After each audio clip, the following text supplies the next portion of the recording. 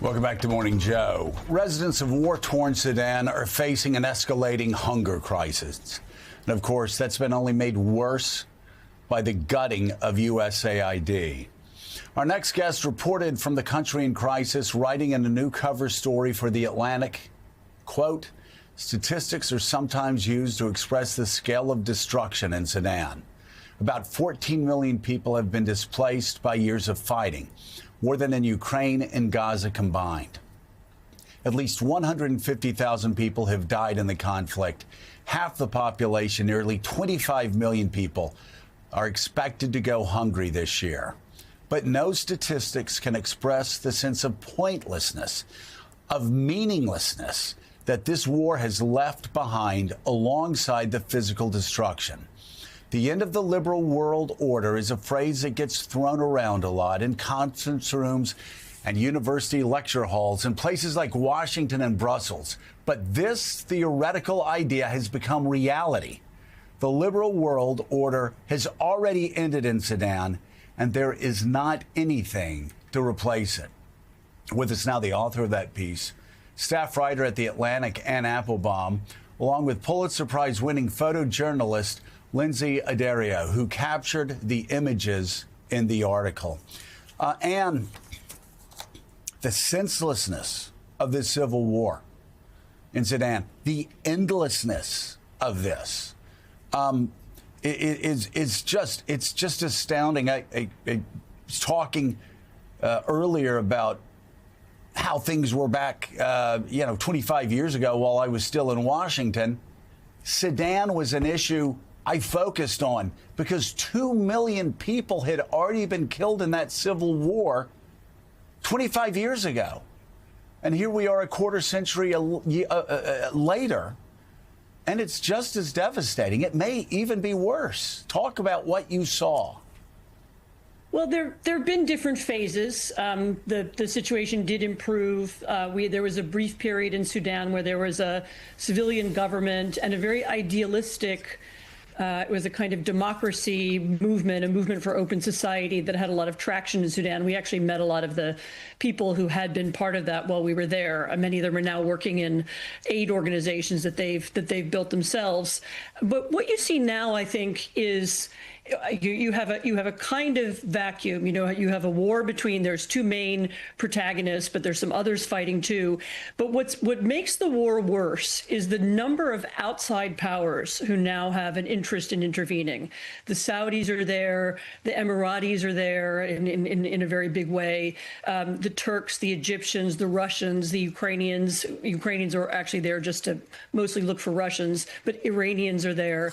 And you have a sense that this outside weaponry and outside money, people are looking for gold, people are looking for influence. All of that is making the situation much worse than it should be. And at the same time, you have a weakening of international institutions. You have the withdrawal of the United States. I mean, America's role was always kind of in and out of Sudan anyway, but now it's, now there's really almost nothing.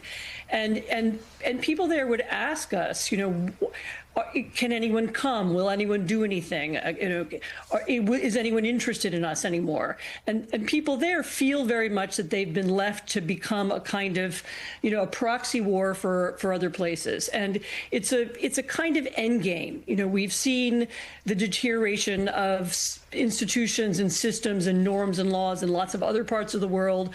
But in Sudan, it's reached a kind of nadir. Lindsay Addario, we were so inspired to honor you with the Torch of Freedom Award at the annual 3050 Summit in Abu Dhabi. You have a long career of capturing images of humanity amidst war, crisis, famine. How did this experience, shooting the images for this piece, compare? Well, I mean, ironically, I covered Darfur and I covered the war 20 years ago in some of the exact same locations. And so to be back there and to cover millions of displaced once again, people going hungry. There's been a famine declared in El Fasher, places we cannot access as journalists.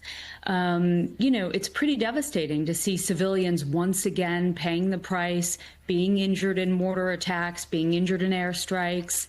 It's extraordinary that this is happening all over again 20 years later. Yeah.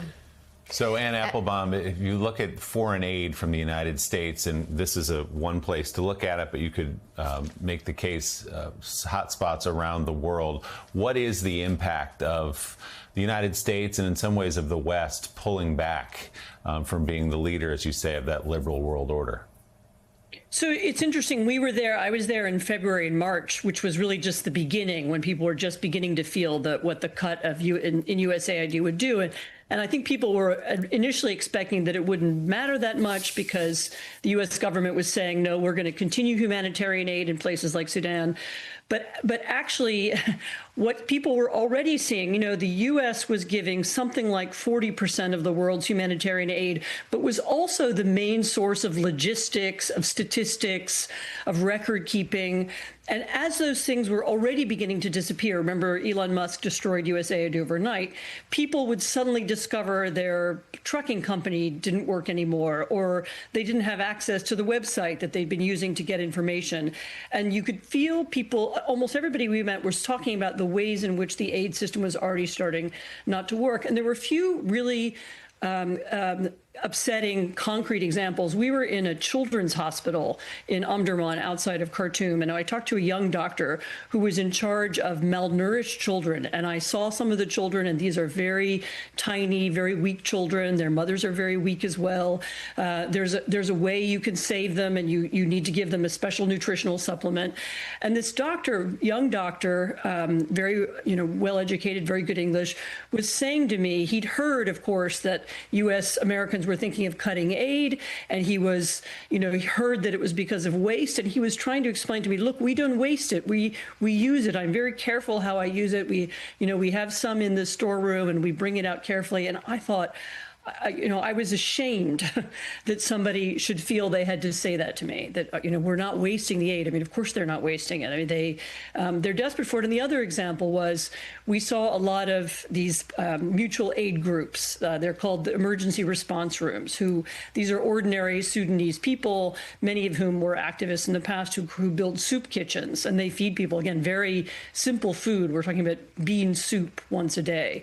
And we met in a couple of places. We met people who said, yeah, well, we used to serve people, every day, and now we can only do it a few times a week. We've had cuts in food deliveries and this was again because of USAID. So these are pennies. This is a tiny amount of money that is not getting to these very, very local organizations that are feeding people just subsistence food.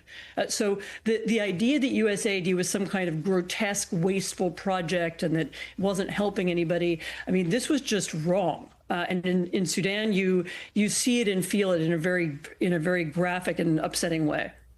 Lindsay, why do you think the images of people starving in Sudan, and particularly related to the cuts in USAID, haven't broken through into the American consciousness? It's one of the things that has surprised many of us, I think, ever since USAID was shut down. I mean, look at the president's response to children in Gaza seems to be that now America looks like it might be taking over the aid mission in Gaza because he doesn't like those images.